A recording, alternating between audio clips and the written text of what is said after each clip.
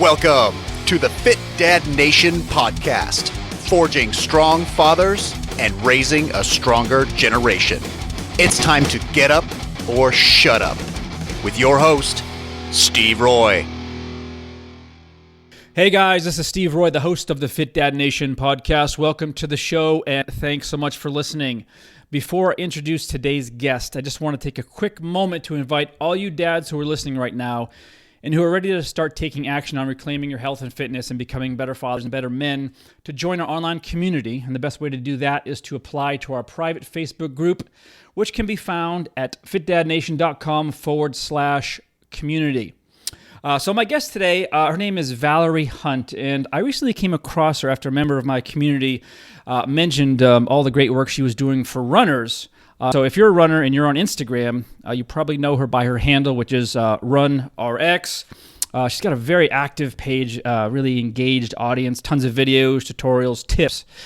She's also been a full-time strength and conditioning coach for more than 25 years, where she's actually specialized in running for 18 of those. She runs her RunRX clinics across the United States. She teaches her boot camps locally in Dallas, Texas. And she's also a Pose Method certified running coach. And if you've ever seen any of her videos, she's got just this really highly contagious smile and just a ton of energy. So, Valerie, thank you so much for being here. Thanks for having me. I appreciate it. Yeah, you bet. So, before we get into kind of the meat of the interview here, maybe you could just tell us a little bit about your background and how you got started with running and how you ended up where you are today. Sure. So I actually, like you said, I started out as a strength coach. I'm from Houston originally, and I joined a gym when I was in high school, like Gold's Gym, actually. And when I moved to Austin to go to college, the same people that had owned the gym in Houston opened one in Austin and actually hired me. So it was like this great timing. And so I I got my kines degree from UT Austin. And during that time, everyone started running outside. Like it started becoming way more popular, not just to run races, but to just recreationally run. So I, of course, started running also. And then people started asking me to train them for races, which I'd never done before. I had done, group fitness, and I had done strength training in the weight room, but I'd never trained someone for a run event. And so I thought, well, I'd better look into how to run. And initially people thought I was crazy. Like, what do you mean how to run? You just put one foot in front of the other and you run, right? And I don't know, that just wasn't good enough for me because one, I wasn't good at it. And I thought it's hard for me to teach something I don't know the movement. So anyway, I researched it and I actually found the Pose Method in another book for triathlon training. So I started incorporating it into my clients' training, into my own training, and it just made so much sense. So I started going deeper into it, and I started working directly with Pose and the guy, Dr. Romanoff, who founded Pose. So over the years, I just started working, teaching clinics, just getting out more, because what I realized was most of us don't know how to run. And it just was such a strange stigma with it. I had nothing to do, like for me, I wasn't a runner, so I'd never thought about it. And my clients were so appreciative because for them, it was just another part of me being their trainer, right? So that is how I got into it. And honestly, as I just continued teaching and continued learning for myself, I just couldn't stop wanting to share. Sure. I mean, so I don't like running. I never have. But you mentioned something. Maybe people like me, we just don't know how to run. Like, you think, okay, you just put one foot in front of the other, right? It's like walking. What's the big deal? Right. It's uncomfortable for me, and I have long legs.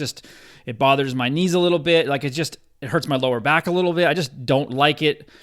But again, maybe it's something like, hey, if you just learned how to actually properly run, maybe it would be a different experience.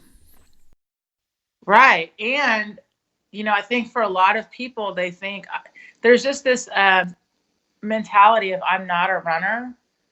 And simply because you're not training for a race doesn't mean you're not a runner. Because, again, if you've never liked running, I think that's the biggest part of it. Think about like kids.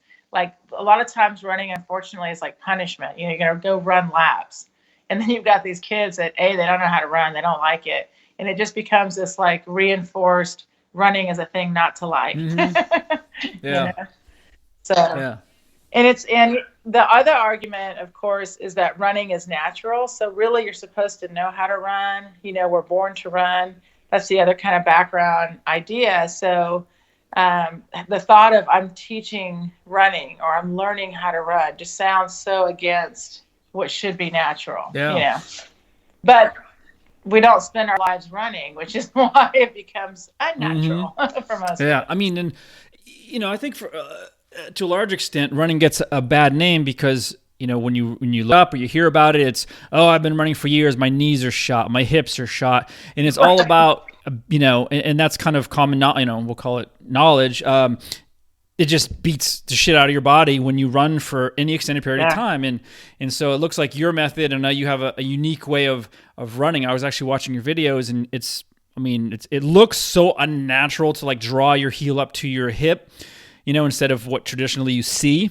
But maybe there's Right. something to Right. that where you're not going to have those issues because I know you've been running for a long time. I'm sure you've struggled off and on with different injuries, but and we'll get into the pose method in a little bit. But you found a way that's gonna to really drastically minimize the impact in the injuries, right, long term, and for runners. Oh my gosh. Yeah, I'm turning 48 this year, and I mean I tell people I went through all of it. When I first started running, I had shin splints, I've gone through plantar fasciitis, you name it. I did all that. And once I changed the way I ran, I don't have those injuries. I mean, the bummer is you get injuries already from things like, stepping off a curb. I mean, I know that sounds ridiculous, but it's like there's already plenty of potential places to hurt yourself. Don't do it while you're moving. And by the way, it's same with strength training, right? So when I was young and I got into weightlifting, people were like, "Oh, you're going to do squats and blow your knees out." Well, I still squat. And I didn't blow my knees out. And again, because I learned how to do the squat correctly. And so that's kind of the thing too. Is a lot of people when they do decide to start running, they also make it like a big ambition, like I'm going to run every day, or I'm going to run this many miles, or I'm going to run a marathon, instead of thinking I'm going to take the time to progress my body into being able to run as much as I want or that distance. Yeah.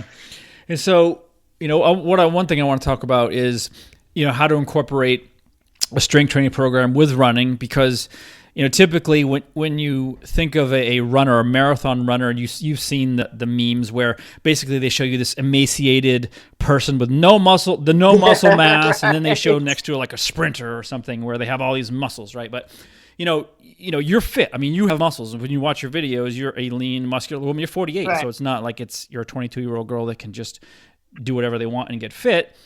So you've incorporated, No. cross training and running, and you're very athletic. And so, yeah, I want to talk about that in a few. But my first question is this: so a lot of guys in my community aren't runners, but would like to be. So to get started, just the basics, right? So let's call it a 42-year-old dad of 3 who's been sitting behind a desk for 20 years. Very, light activity, a little bit of this, probably has super tight hamstrings and calves and, the typical things associated with that. Right. How does that guy get started on the path to run correctly, have it become part of his life? And so I'm really curious to hear about that. Okay. Well, honestly, this is the best part. You do not have to train for running by running. And the beauty of what I teach is literally that there is a position that's an optimal position for your body to be in when it's on the ground. And we call it the running pose. So when you start the practice, and by the way, I have a totally free online practice that you guys can go through, and it takes you just through this. You practice first standing in that correct pose. And when you do that, as you're standing on one leg, practicing, you're also strength training because you're getting balance, you're strengthening the foot, you're strengthening your awareness of where you are. And the other thing is learning how to do this running movement. There's only one movement, there's one action, and that's the pull, which you talked about earlier. And the actual movement in running is using gravity. And what's interesting is you just need a wall to practice. So what's really cool about it is someone that's never run before, if they would just start to integrate just the basic balance work and what I call basic strength work. Because how many people just stand on one leg? Yeah, you Just really don't ever do throughout the that. day, right? Right. But honestly, as we grow older, that's one of the first things we lose. And as you know, as people get older, they trip and fall. And that can be a huge problem. So this is actually starting you on that road to not doing that. So the really neat part, and you talk about someone sitting at a desk. So what if you set a timer and once a day you got up off your desk and you did a balance, stood in balance. Or there's a little exercise I give like ball of foot hops, because most of us aren't using what's called muscle elasticity when we run.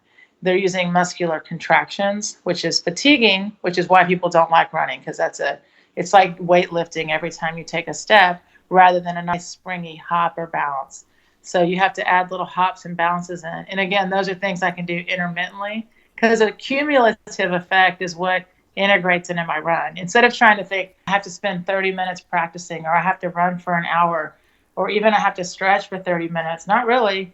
You spend like 2 to 5 minutes doing a little bit of practice, and then every time you run, you're basically practicing what you were learning. Okay. I know you're big into teaching mobility, which is tied into all this, and staying injury free, because how often are we actually dedicating 5 minutes, 10 minutes to specific mobility, right? Very few of us. So that's why, all of a sudden you're running on the sidewalk and you just roll your ankle a little tiny bit, and next thing you know, you're injured, right? You've tweaked something, and then you're done. And so, yeah, it's so important. And one of the things that I teach in my community too is, you have to stay moving, specific movements, especially for desk jockeys. Well, they say you're as old as your joints. And so, mobility. So I tell people we try to not confuse flexibility with mobility. Like, it's okay if you can't do the splits. It's not okay if you can't get up off exactly. the floor. Exactly. Those are so a lot of people have this. And again, it kind of goes back into that volume idea that it's not about, I have to spend 20 minutes stretching. It's about, I have to just include some stretches. And I have no doubt that you give people things like get out of your chair and stand, next to your doorway and open your chest, things like that. So I think, as much as people can start to realize that the little actions all day long is really what makes up your whole fitness, then adding things in like the little practices that I give, the little tips, like I give little nothings, like here's something you can just try today. Maybe it's in your warm up, maybe it's when you're hanging out, you have a 5-minute break. I don't know. But I'm trying to get people to think more of running as their movement and not just, I have to get out the door and go running. And you said something interesting is you give these little tidbits, like one little thing. And I found that's really important, because as soon as you start overloading, even just a few things could be overloading for someone who's brand new to it. And all of a sudden they're overwhelmed and then they do nothing. So just one small thing, just try this one movement today. It'll take you, 2 minutes. Everybody can do that, but you give them a long list of tasks to do before they're running. You're like, screw this, I'm not doing that. Right. And honestly, I'm guilty too, and for a lot of us, they would like runners, you watch runners after a race, they don't all go huddle together and stretch. It's like, they're out, I just ran a race last weekend and we were laughing about that. We finished the run and it was a great race. It was a great event. They had food at the finish, but you just celebrated that you ran. I didn't go, oh, let's all have a mobility session. But at some point you have to do that self-care and recovery and make that just a natural daily part of your routine, because it's like not going to be all that concentrated. Yeah, a few years ago, I did the Army 10 miler in DC, and it was like torture for me. It's only 10 miles for you. It's like nothing, I'm sure, but it was like the longest few hours of my life, and again, because it's so uncomfortable, and I'm sure it's just poor mechanics. I have no doubt. Right. But my lower back is just aching and my feet hurt, and I'm like, what is going on?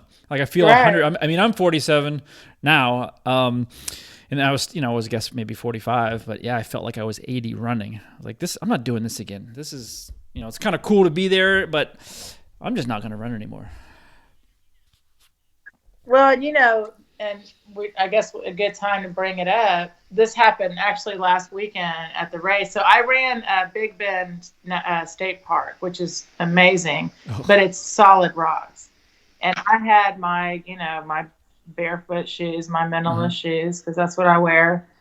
And there was another woman, and she finished the race, and she came over to me, and she said, "I bought these brand new Hoka's, huge, thick cushion shoes." And she said, "My feet hurt by mile 5." And so I said, "Well, you realize, like, you need to get rid of the cushion. That's part of the problem. We've done the same thing. It's like we're too many of us are buying the brand new shoes to go running and hoping the shoe itself has some kind of power or something that is going to help us through, and it's not."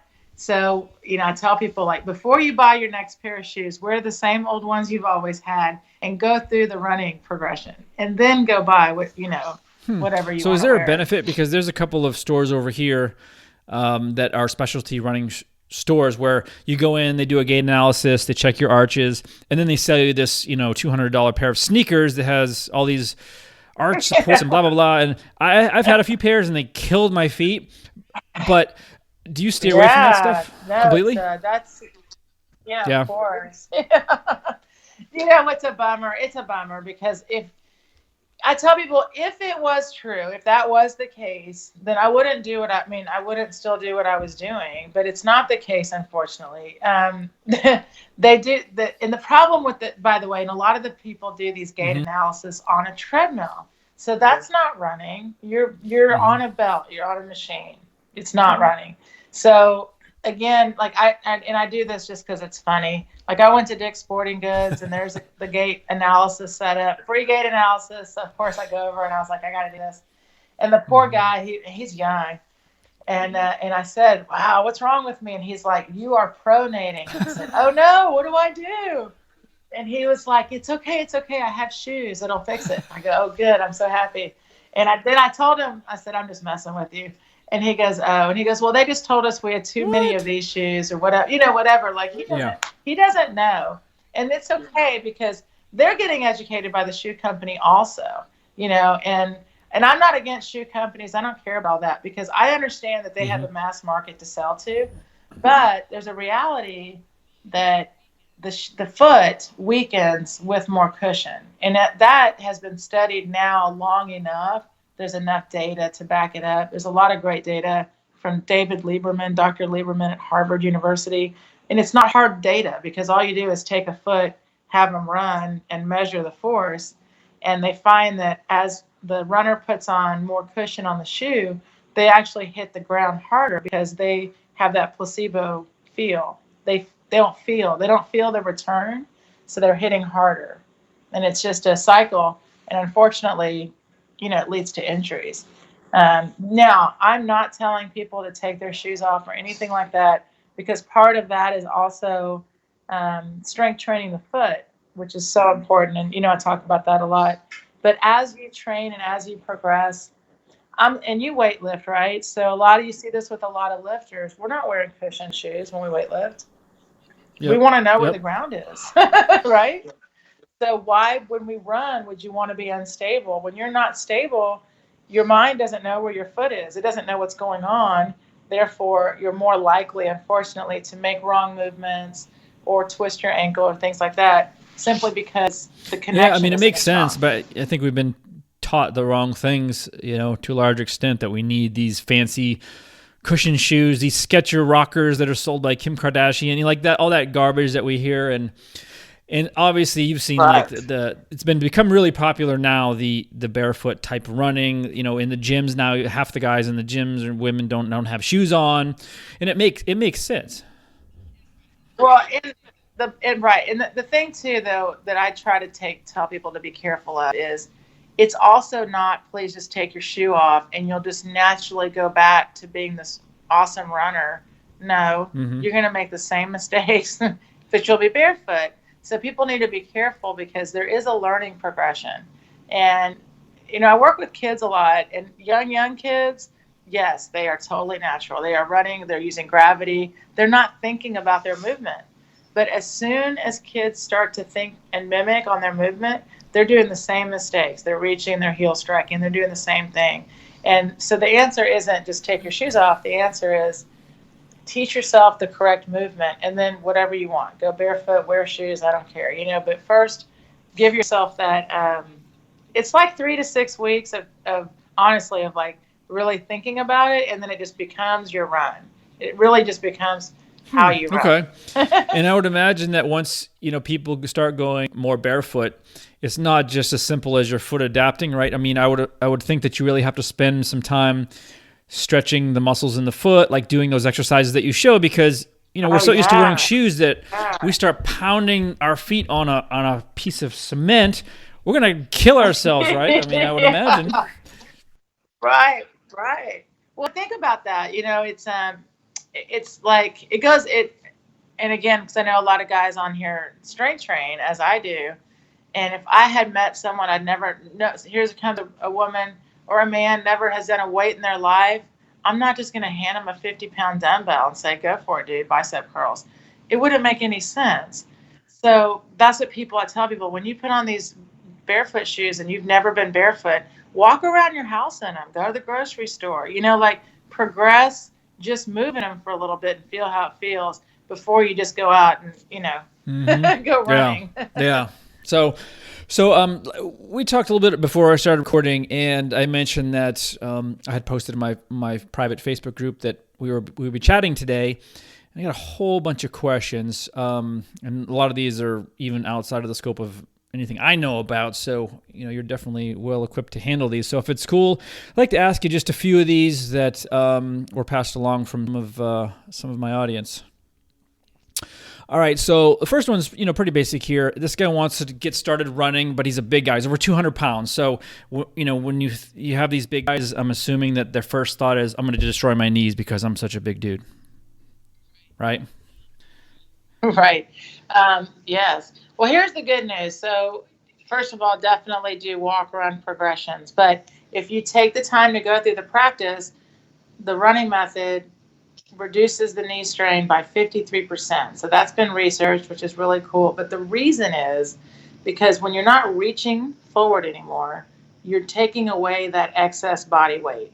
So just one thing to keep in mind is every time you reach your foot forward, it's up to 3 times your body weight. When your foot lands closer to under your body, it's half your body weight, just like when you're standing stationary.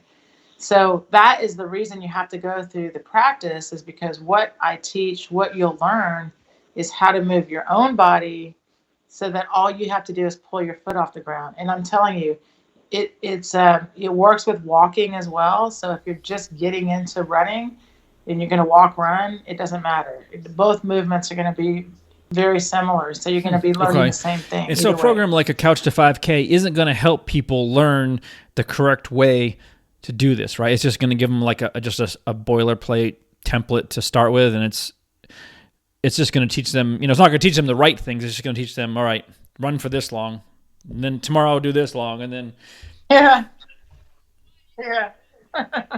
Well, by the way, I don't have that is the number one program out there, and so kudos to them. I'm the plug-in, and that's what I tell people. Like, you should go to runrx.fit to learn how to do the Couch to 5K, because once you can move, once you can run, you can do whichever program you want, and you can do it alongside with. So if the Couch to 5K has you starting with, I don't know, walk, run for 10 minutes, well, walk, run for 10 minutes, but spend that time practicing your technique. And if you do that for the first few weeks of your training, it's amazing. Like, you'll just see the benefits of what, then you can follow a program that says run however many minutes, because now I'm able to. Yeah, that makes sense. So I got this question a few times, actually, and guys want to know how to mix in strength training or weight training while training for a specific event, like a marathon or half marathon. Like, how do you kind of blend that together so you're not affecting the marathon, in a negative way? Right. Well, there's 2 ways. One is separate the weight training and the running if you can. So like a morning and night is the best way to go. I'm a big fan of, when doing distance training, mixing in intervals. So say you're going to run 4 days a week and you're going to strength train 3 days a week. 2 of those days, even 3 of those days, you can run and strength train the same day, but the long run needs to be on its own. Like let the long run just be its long run. And to be careful to not make your strength training another cardiovascular workout. So I think people get confused a little bit with that. And what I mean by that is like if you're going to do strength training, maybe have it so where you're working more full body. Like I really like squats and push press and deadlifts, you know, big movements like that, but also dumbbell work is really good. So just make sure you're balancing. Yeah. And yes, you need to work your legs, even if you're a runner. And for years, I owned a CrossFit affiliate, and I taught what was called at the time CrossFit Endurance Programming. And what we taught was, again, the running 3 days. We did running 3 days a week and weightlifting 3 to 5 days a week. And with CrossFit, you do kind of a mix of heavy weight, kind of rotated with volume, you know, with a little bit more higher intensity work. So I just tell the runners to make sure not to get stuck on working too small of muscle groups, like work big muscle groups, like squat press is really good, you know, things like that. And you know, again, you don't need to do 30 minutes of weightlifting if you know you're going to go run. So it's just kind of the same way you would. This is really interesting too, by the way, is I don't advocate training more than 2 hours of endurance for any endurance event. So the reason for that is because, especially if you're strength training, you're always in a ready state. Like if you keep your runs at 2 hours or less, you're not running so much that you're not able to recover. So then on race day, you're ready. But for a lot of people, that sounds a little bit like not enough running. But it's interesting. But if you find if you're going to strength train, I just try to tell people to separate it if you can. Like if you could run in the morning, lift at night, or go the other way. But if you are going to do them together, I recommend lifting first, running second. And so it's not going to negatively impact. I mean, I'm guessing people are thinking, well, I'm going to build all this muscle mass, and I'm going to be slower. It's going to get in my way. Oh no. Oh, okay, sure. Well, here's the thing, right? The only reason that people get bulky when they weight train is because they lift it's not even just the amount of weight, but it's the volume of weight. So when you see men that are like got these really overdeveloped muscles, well, they're spending a lot of time on that. And they have to eat a lot of food to get there. Like you're in no danger to look like that. And when these guys try, you know, it's kind of like running. Like, I'm not going to start running and all of a sudden look like, you know, of these marathon leaders. You know, there's no way. I just don't look like that. What strength training does, though, is it holds your form. Like, the reason you're able to run as far as you want, or stand as long as you want, or walk as long as you want, is because you need to be able to hold your shoulders over hips. And in order for me to be able to hold shoulders over hips, I need strength in my core and strength in my back and strength in my legs. So that foundational strength is what's going to keep you healthy. So you don't need to think about, I need to do weight training for size. You need to do weight training for strength, which can just be a really simple set of, 5x5 squats can be a great set. And in between, do 20 push-ups. Then you got some push-ups, you got some squats. There you go. That's not my point. It doesn't have to be excessive. It just should be consistent, and it should be like smart, Yeah, absolutely. So what are your methods? So actually, this is a question. Somebody wants to know your preferred methods of cross training, like, doing HIIT exercises, biking, rowing, and all that, I like to do strength and conditioning is my favorite. So I like to lift by itself. So I rotate. I go push, pull, press, so I'll do like I'll do a strict press one day, a squat one day, a clean. I really like Olympic lifting. So I do a lift by itself, and then I like to do a conditioning, which is like any kind of mix of body weight work, dumbbell work, or even barbell work, but to get the heart rate up. So something that's at least 10 to 15 minutes long. That's my favorite. Okay. And that's, by the way, when I had my CrossFit affiliate, how we ran our programming, because we believed in both. Like, I want people to get stronger and I want people to be conditioned. And what's cool is I also teach boot camp. And boot camp is, I don't like the connotation, but it's a mix of dumbbell and body weight work. And it's stuff that like we all need. I call it like my supplement work. Things like, bear crawls and burpee broad jumps, and, stuff that like we need just to stay agile, Yes. right? But again, definitely nothing that's going to impact you size wise. Got it. Okay. And so what people that have arthritis, obviously that's pretty common, especially as we're getting older, as we're starting to get a little cranky in the knees. Are there any tips that you have? I mean, I know there's really nothing you can do about the arthritis, right? I mean, you're stuck with it. But are there tips that you can, minimize the pain at least associated with it, the way you run, or? Yeah, I mean, honestly, and that's it. Listen, I got a guy that's he's 93 years old today, and he came to me when he was 85. And what's funny is he took like a fitness class from me, I think when he was like in his 60s. And I was like, wow, that's like the oldest man I've ever met. And at age 85, I mean, he's got good genetics, obviously, but that's what he said. He started getting, his body was cranky and he wanted to not lose his muscle elasticity. So he came to me, and anyway, he's still running. He's 93. And the thing is, what most people don't realize, and yes, unfortunately, arthritis is definitely not fun to have.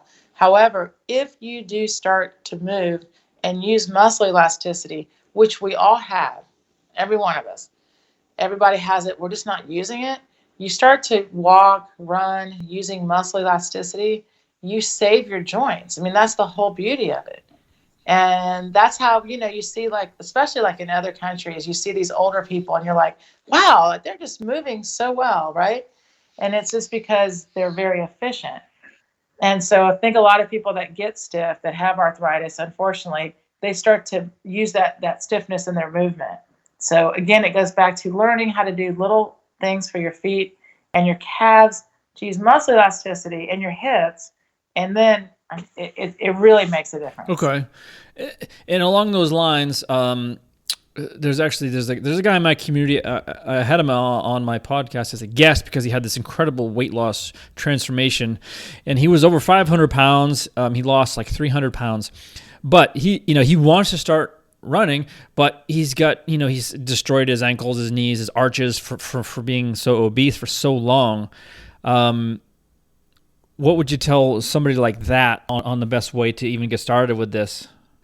Well, I would tell them the same thing. I mean, I would say to start with the basics. I mean, you've got to, I mean, that's the thing. And I call I have a program, I call it the 3-2-1 run. And I have a free progression you can go through on my website.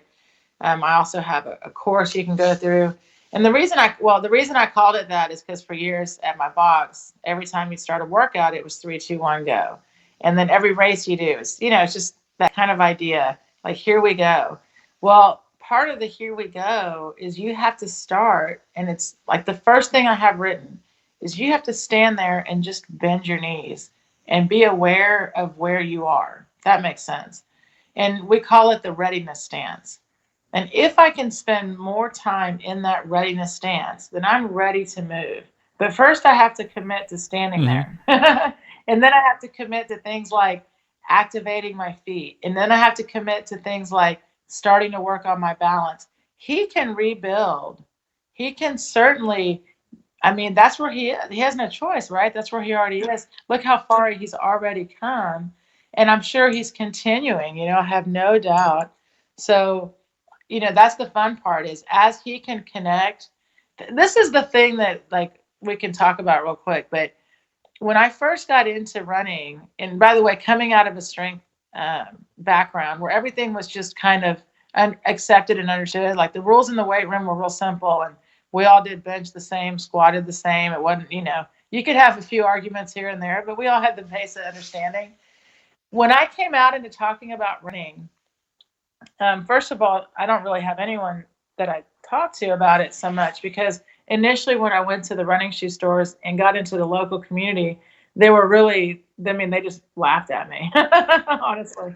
And, but the really coolest part about it is that you're reconnecting to the most natural movement there is, which is running. You know, you can say walking, but running is why we're right. Agreed. Usually why we're here. And when people start to take the journey into the running and go out and connect, if you will, with nature, it sounds a little hokey, but none of us have really thought about it or gone back there. Like I call it communicating with gravity. And once you start to feel that, for so many people, it just changes everything for them, because that's a connection you can grow the rest of your life. So from this point forward, you can only get better and improve. What a great thing, you know? You just have to kind of open your mind to going through that initial process to get there. Okay. All right. So let's see here. So this guy is using a walk. He wants to know a walk-run method versus a standard running approach. He said his knees hurt more after the run-walk, but he wanted to hear your thoughts on that. So, well, well, the thing is, he's got to also walk correctly, because if you are walking incorrectly and then you're trying to run and you do two different things, you know, that can be confusing for the body. So you definitely want to make sure you're pulling as your action on both, you know, walking or running. It's still pulling your foot up from the ground and just really trying to get away from any kind of landing or reaching thought. And a lot of times, which makes sense, you know, it's like sometimes when we're running and then we have to stop and walk, we're wanting to continue making ground, if you will. So then reaching just becomes like what I do when I walk to try to keep moving forward. And that's the bummer on the knee. You know, that knee is just not really meant to be extended and then landed on. I mean, that's the problem. Like, it's a hinge, so it really likes to be nice and bent. and bent is how it absorbs impact, right? So when you're walking or you're running, if you can even just relax a little bit, let those knees bend and just start to pull. Initially, by the way, you will feel like you are very awkward. It's going to feel like a little prancy, a little off.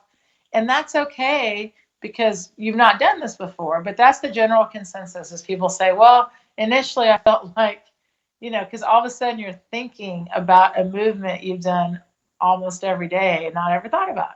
So, but have fun with it. And as you continue to kind of feel the movement and it just integrates into more efficient movement, I promise you, it just becomes how you move. Okay. Do you think there's a need for, like, you know, some people have flat feet, some people have collapsed arches, some people have overpronated feet. Does it all boil down to starting from the ground and starting with those exercises and building the strength in those muscles? And so there's no real need for all these different types of footwear for different types of feet necessarily? Correct. Well, you know, here's the thing, like, unfortunately, if someone's in a situation, like, I know if I'm in the military or I'm working a job, you know, they have standard shoes, things like that, you know, they don't differentiate at all, right? You just get, here's your standard, whatever that boot or whatever that shoe is. You have to do your footwork outside of whatever shoe you're going to wear.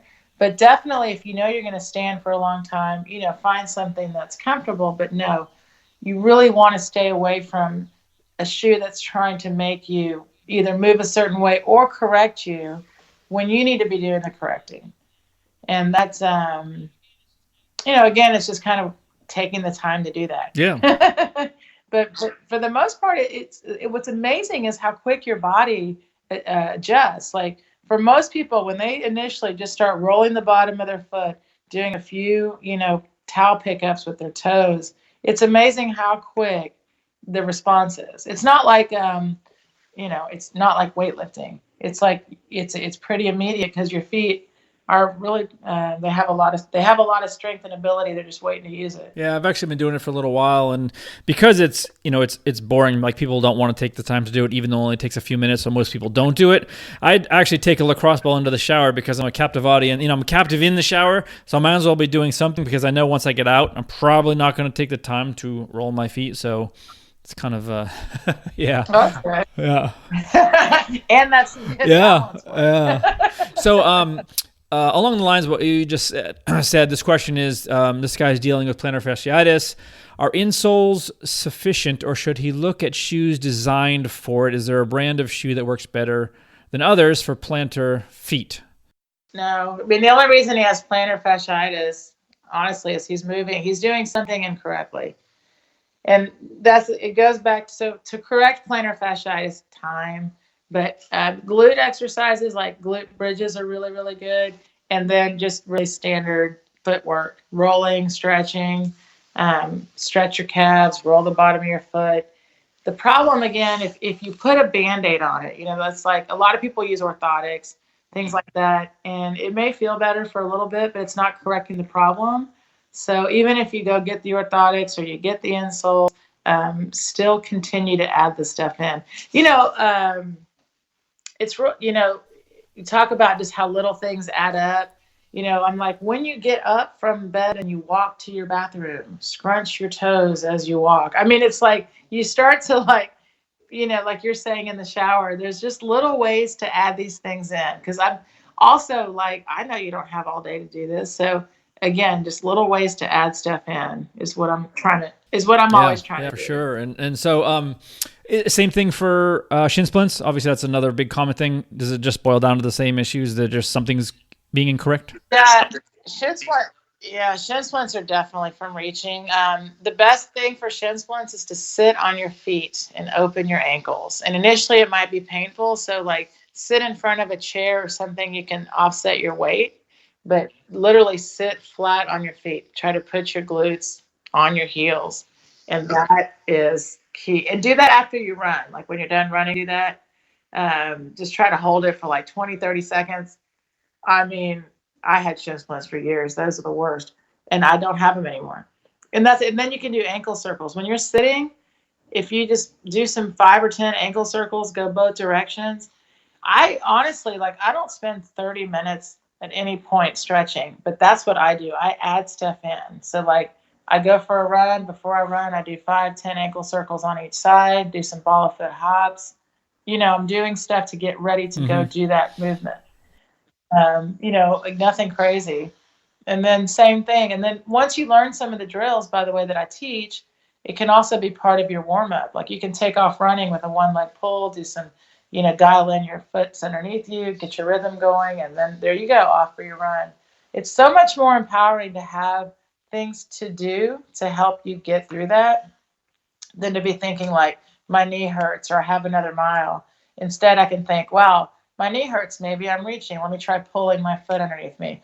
Or, wow, my back's hurting. Maybe I'm not holding my shoulders over my hips. Let me check my form. See, these are things that I can do and can have an impact directly rather than at the end of my run being like, man, my knee hurts. I wonder what happened. Because you don't have no idea what it is. Yeah, exactly.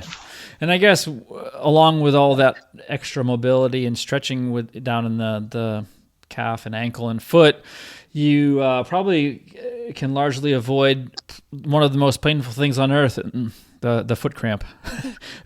Debilitating, the worst possible pain known to man, the foot cramp. In the middle of the night, it's like, oh my God. And so, that's usually, and pregnant women get those. They are really not fun. And that cramps are, this funny thing. So if you're out, obviously out in the middle of a run and you're dehydrated, that can happen cramp wise. But a lot of times the same thing, the cramps coming from your muscle saying, I really don't like that. Please stop doing it. Yeah. There's a tension, calf cramps are from tension. And it's interesting. One of these, something I learned years and years ago, and by the way, had never entered my mind, just so you know. I had been teaching for years, strength training for years.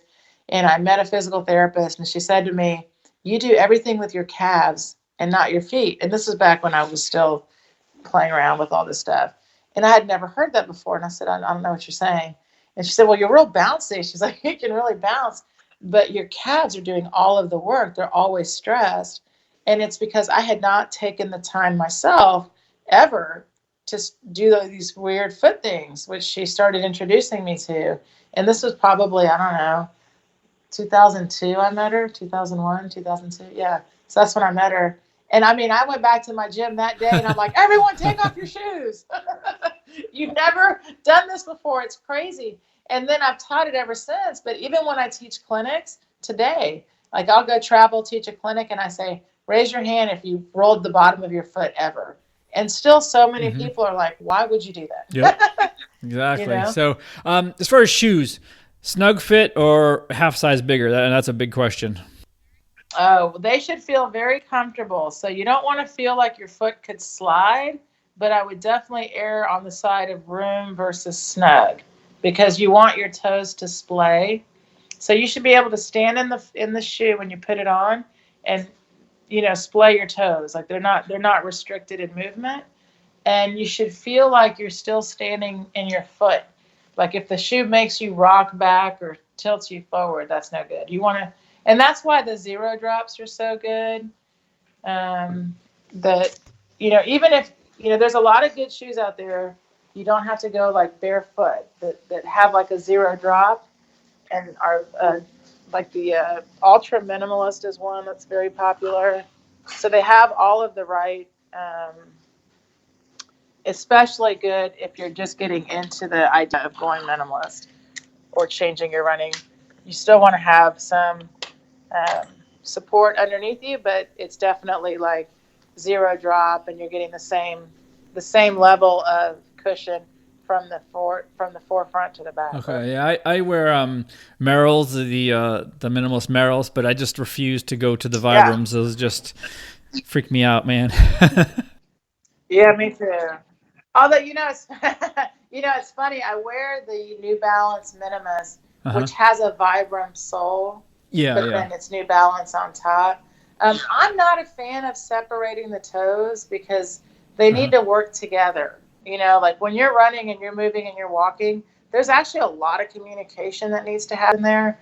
So I didn't get into that whole toe separating thing.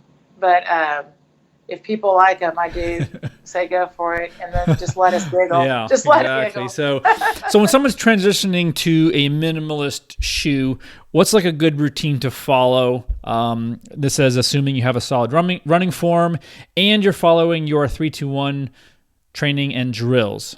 So I usually tell them to start by drilling with like if say they buy a new pair of minimalist shoes, but they still have their other shoe, then for the first week or so, drill in the new shoe, run in your regular shoe, and then starting in the second week, drill and then short run in your new shoe, longer run, and then by the third or fourth week, you probably will be fully out of the other shoe. What people will really feel, that's what I usually hear from people, their response is how stiff. They never realized how stiff their other shoes were. Once you switch, like, you got the Merrells. I have some Merrells also. And, the shoe needs to be a flexible shoe. Like it bends like your foot bends. And so if you've been wearing this stiff kind of motion controlled shoe, when you put on the more minimalist, I think you're like, wow. I really have more movement in my thigh. It's funny because when I wear my Merrells and then I put on, I actually have this sneaker fetish. I have like tons of sneakers, but I have this pair of Nike running shoes, but I put them on and the sole itself it's got to be 2 inches at least. It's huge. I feel like I'm walking on like these blocks. Yeah. Well, and the guy, I don't know if you caught up with they had this Kip, I hope I say it right, Kipchoge, who they try to get him to break the 2-hour marathon. So they developed these special shoes, and they sold these shoes for like $500 when they first came out. And there was a thing on the shoe that said these soles only last like so many miles. And it was like such great marketing. The people that bought them said that literally the sole itself just kind of turned into like a brick after, so many wears. But it just shows you that we're still buying into that, that thought that it's going to be the shoe. Yeah. I mean, I didn't, these aren't that old. So, I looked at them. Oh, these would be great for running and walking, and like, don't love them. So. Right. Well, and we're all waking up, I think with the internet and with a lot of us that are at the point where it's not about how I look, it's about how I feel, and I want to be healthy, and I want to be moving with my kids and my grandkids and all that. We're more interested in a little more than, so we're learning. I think that's a really cool thing. All right, just have a couple more questions for you about training. So 3-day versus 4-day week, pros and cons. I've read that 4 days is ideal and others that the mileage is more important. So 3 days. So what's your take on that? So, well, first of all, I'd look at the distance of the race you're training for. And are you getting the fourth run in as a quality run? So if you're using any data, like if your heart rate, are you recovered, things like that. I tend to program 3 runs a week for my runners, unless they're doing ultra racing, and then I usually throw in the 4th day. But if you don't need the 4th day, I guess, is because you need the recovery in between. However, then that's the thing with the person. If it's a longer race and you want to get another training run in, I think it's fine. But again, like my run, I mean, and also to say, most of the people that I train are following a pretty stringent strength program. So they're, for them, they're already working out 5 or 6 days a week. Okay. Got it. This guy wants to know about time off. He's doing 3 to 4 days a week. This is on a 12-month injury-free cycle here. He's a minimalist runner. He said, should there be periods of 5 to 7 or more days of rest, and how often? Should it be cycled like every 12 weeks? Should he take a week off? Well, that could be for sure, like after a race, you could take a week off. 2 weeks is a long time to take off. That I can't see taking 2 weeks off of exercise. I'm really what works, and again, unfortunately, there's not a standard answer. Like I'm a consistent exerciser. I find that I rarely take more than 1 day off.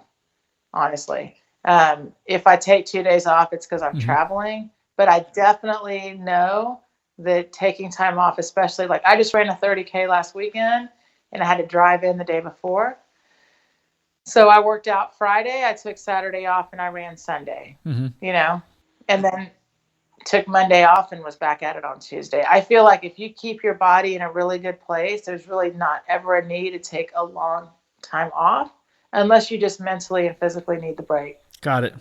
Okay. All right. 2 more questions. One, endurance versus speed training for distance runners.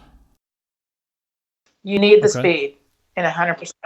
And 1 day a week. I mean, if you would take 1 day a week, and you can add it though. Here's the cool part. So this is the thing, because I know as an endurance athlete, unless you have a group of committed people to do this with, it is really hard to just go by yourself to a track and set up for intervals.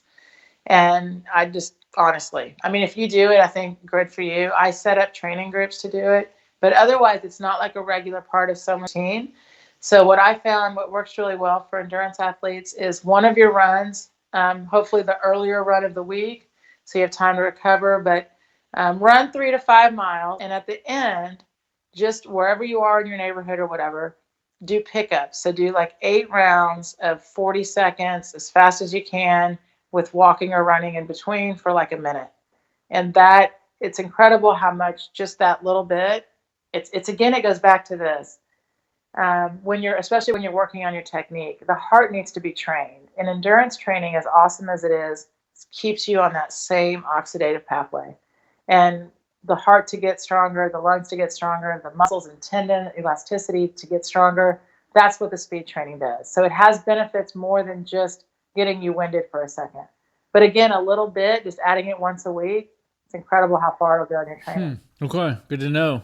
And the last question is about food. So dietary ideas leading up to a long run, like a 10K, half, or a full marathon. Carb loading, or what's your strategy anyway, or what do you teach? Well, I am a minimalist Oh, really? eater. Okay. Well, the reason I say that, I eat the same thing. You don't need to add extra food. Most of us have plenty stored. Hmm. You should just, on the whole, always be eating a steady, clean diet. Lots of vegetables if you can, fruits. I do nuts. I'm a protein eater, so I am Hmm. a meat eater. I do lots of vegetables.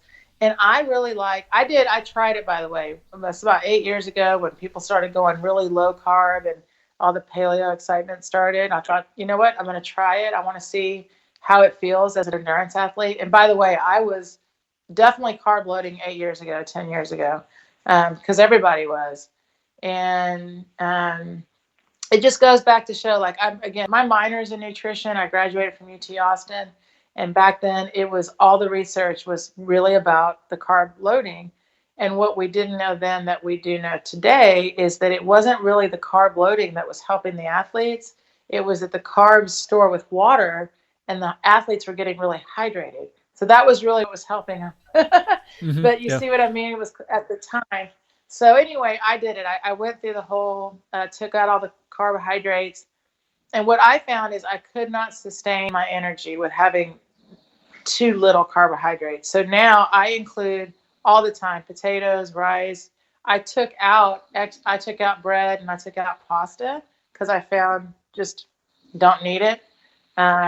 But if you like it, that's okay too. But I minimalize that. So I do have rice and only, so I have my starches around my exercise, I call it.